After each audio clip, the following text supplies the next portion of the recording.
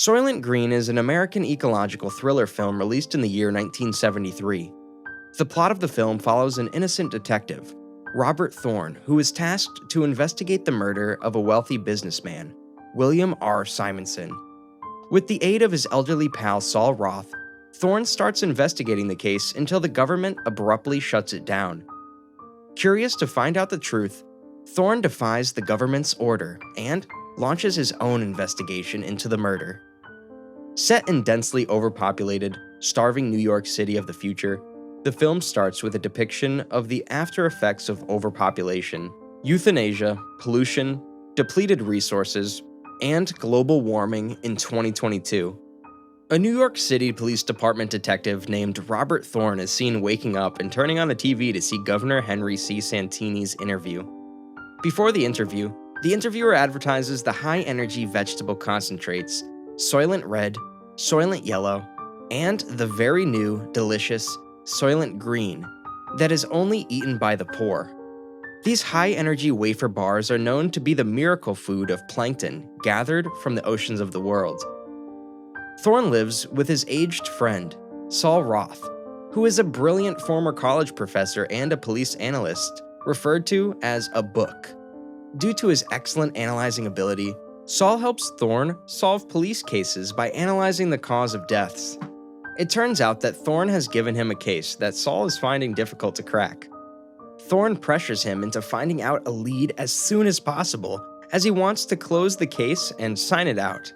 While having breakfast, Saul reminisces of his childhood when food and water used to be clean.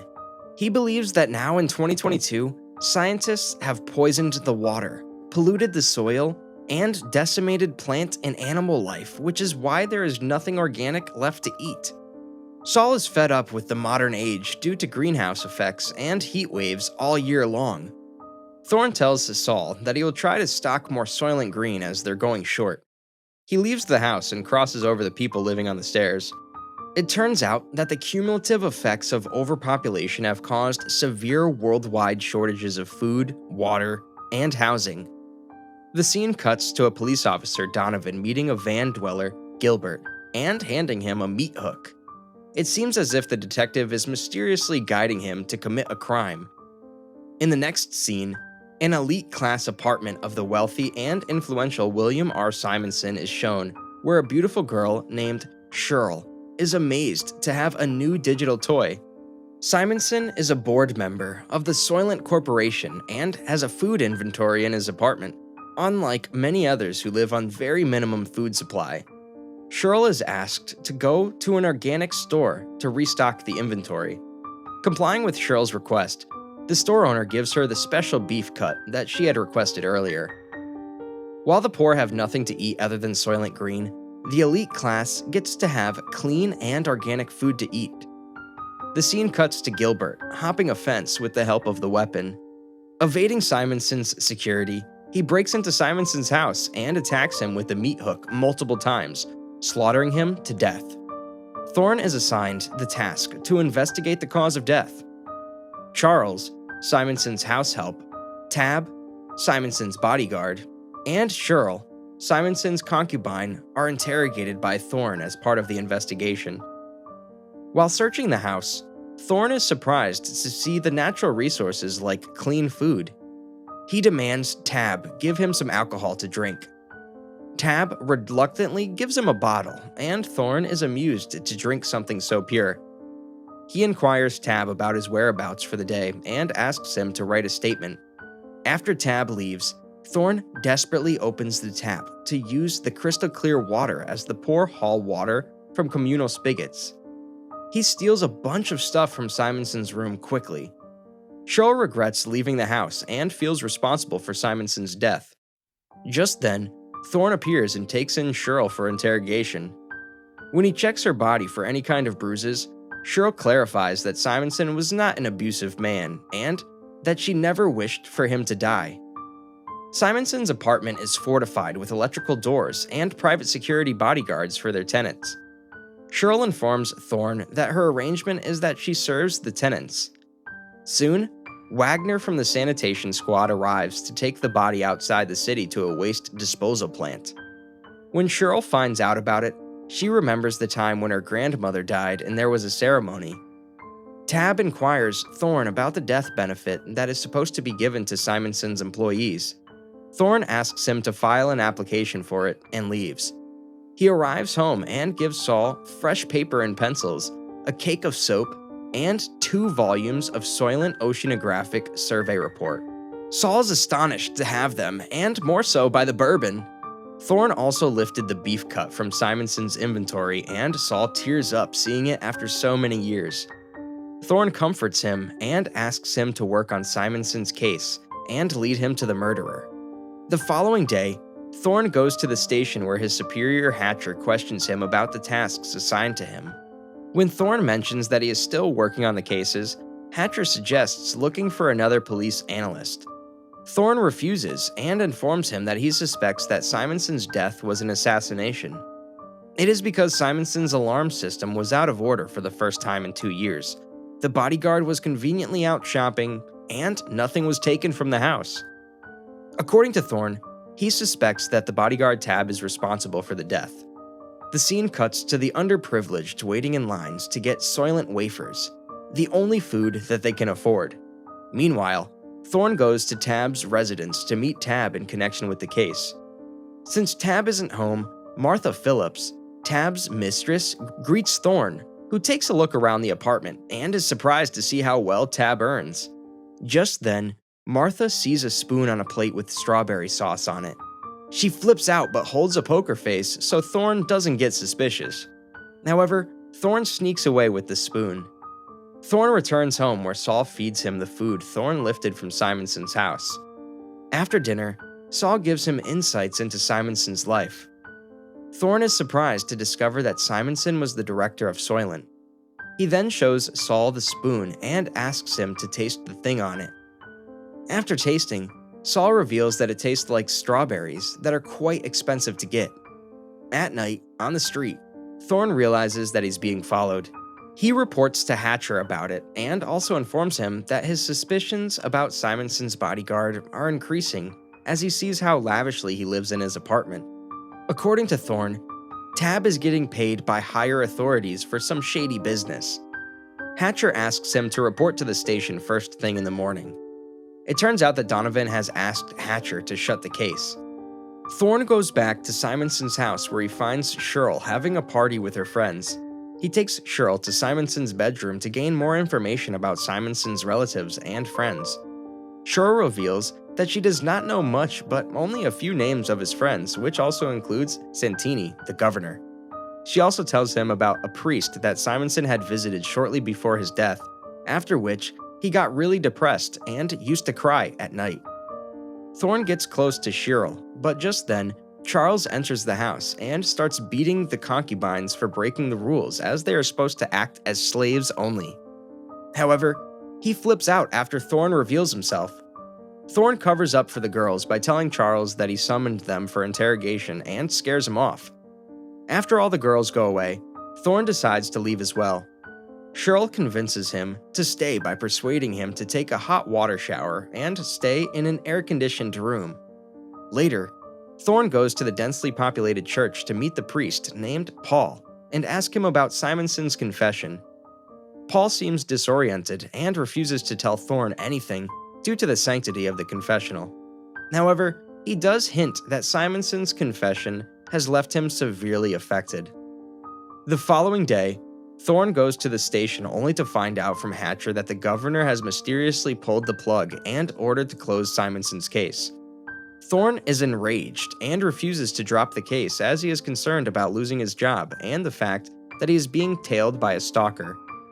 Donovan informs the governor that the detective has refused to close the case and is making progress in the investigation. He mentions that Thorn visited the priest, who knows Simonson's confession. The governor is worried and vaguely asks Donovan to do whatever he can do to stop Thorn from proceeding further. The scene cuts to Tab going to the church for confession. He enters the confession room and shoots the priest to death. Meanwhile, Thorn is assigned duty for riot control at the market. Since the Soylent Green wafers are running out, people are going crazy to retrieve them. Meanwhile, Gilbert, the assassin hired by Donovan, has been tailing Thorn all along and is watching Thorn in the crowd. A cop makes an announcement to evacuate the area as the supply of Soylent Green has been exhausted. However, the crowd refuses to comply due to utter starvation. Having no other choice, the police arrive in crowd control vehicles, scooping the individuals away in the trucks with hydraulic shovels. Taking the opportunity of the stampede, Gilbert fires 2 bullets at Thorn but misses both the times. He once again aims at Thorn and shoots him in the leg. However, in the process of firing, he is crushed by the hydraulic shovel of a police crowd control vehicle. Thorn realizes that it was the stalker who has been killed. Next, he goes to Tab's apartment and attacks him when he arrives, asking him why he set up Simonson. Tab refuses to take the blame and claims that he pays his own bills. Martha tries to stop Thorn from beating Tab by charging at him, but Thorn corners her down. Before leaving, he warns Tab to stay away from him and threatens to kill anyone who comes his way or tries to bother him. He then goes to Cheryl to make sure that she is safe and sound, as the two of them have connected. The scene cuts to Saul arriving at the Supreme Exchange that is open to authorized books or police analysts only. He brings the 2 volumes of Soylent Oceanographic Survey Report 2015 to 2019 to the team to research Simonson's case and help Thorn. Meanwhile, Cheryl dresses Thorn's wound but asks him to get it checked by the police doctor. However, Thorn refuses as he is more curious to find out the truth first. Cheryl asks him to get away with her to another city or country, but Thorn feels hopeless as the situation is the same all around the world. After getting his wounds treated, Thorn decides to leave and warns Cheryl to be careful around the place. Cheryl is worried as the new tenant is arriving tonight. When Thorn assures her that the new tenant will like her, Cheryl feels dejected. Meanwhile, Saul and his team discover the truth that Simonson knew. One of his team members reveals that after Simonson learned the overwhelming facts, his sanity was shaken. It is revealed that the Soylent Corporation board members knew that Simonson was not reliable and they feared that he might disclose the secret to the public, so they got him eliminated. The team decides to find out proof so that they can bring it to the Council of Nations' attention. On hearing the truth, Saul is disturbed and decides to return to the home of God. The scene cuts to the new tenant who arrived at Simonson's former apartment. He explains his daily routine to Cheryl and expects her to please him. Meanwhile, Saul arrives at a government clinic to seek euthanasia, an assisted suicide that is painless. Thorn finds out Saul's suicide note at home and races to the clinic to stop him. However, he arrives too late as Saul had already ingested the fluid to experience a painless death. Thorn faces the worker to let him speak to Saul before he dies. Saul reveals to Thorn the truth that he learned and, before taking his last breath, requests him to find proof and take it to the Supreme Exchange so they can take the information to the Council of Nations. Devastated, Thorn walks out of the clinic and notices the dead human bodies getting transported in large trucks. He sneakingly boards one of the trucks, which takes him to a waste disposal plant, where he is shocked to see the dead bodies being converted into Soylent Green in an enormous factory. In an attempt to find concrete proof, he is spotted. Dismayed, he escapes after evading the factory workers. As he arrives at the Supreme Exchange, he sees Soylent Corporation's men waiting to kill him. Puzzled, Thorn calls Hatcher, but is unable to reach him. He then calls Cheryl, asking her to live. After speaking to Cheryl, he gets connected to Hatcher and calls him for help.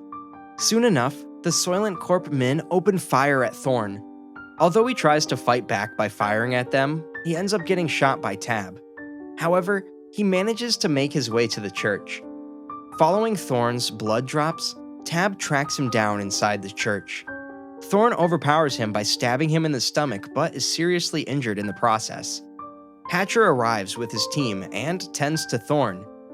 Thorn requests Hatcher to go to the Supreme Exchange and tell them the truth. When Hatcher asks him what he is talking about, Thorn finally reveals that the oceans are dying and can no longer produce the plankton from which Soylent Green is made. He discloses the secret that Soylent Green is being produced from the remains of the dead attained from severely guarded waste disposal plants outside the city. Hatcher is stunned at the revelation and promises to convey the message to the Supreme Exchange. The film ends with Thorn shouting to the surrounding crowd that Soylent Green is people. This movie has a rating of 7.0 on IMDb. I hope you all liked this video. If yes, then make sure to like, comment, and most importantly, subscribe to the channel for more movie recaps.